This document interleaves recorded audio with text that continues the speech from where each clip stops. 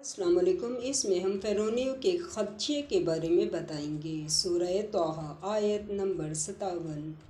اعوذ باللہ من الشیطان الرجیم، بسم اللہ الرحمن الرحیم۔ لائک کریں، سبسکرائب کریں اور بیل آئیکن پر کلک کریں۔ کہنے لگا موسیٰ علیہ السلام، تم ہمارے پاس اس لیے آئے ہو کہ اپنے جادو کے زور سے ہمیں ہمارے ملک سے نکال دو۔ سورہ طٰہٰ آیت نمبر 58۔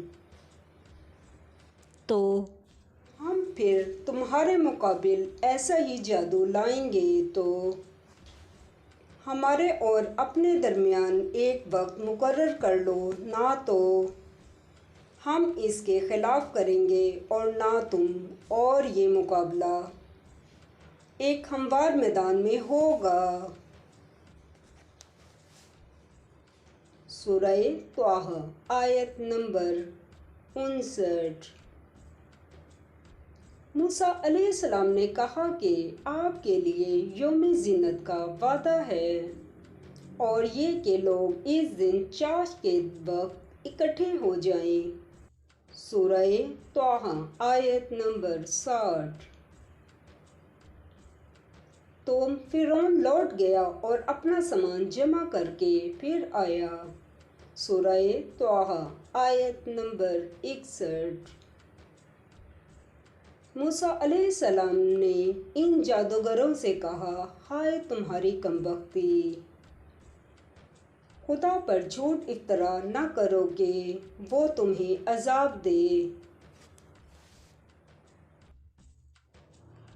فنا کر دے گا، اور جس نے افطرا کیا وہ نامراد رہا۔ سورہ طٰہٰ آیت نمبر 62۔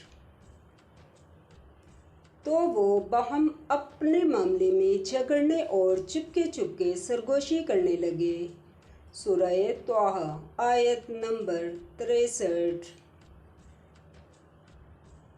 کہنے لگے کہ یہ دونوں جادوگر ہیں اور چاہتے ہیں کہ اپنے جادو کے زور سے تم کو تمہارے ملک سے نکال دیں اور تمہارے شائستہ مذہب کو نابود کر دیں۔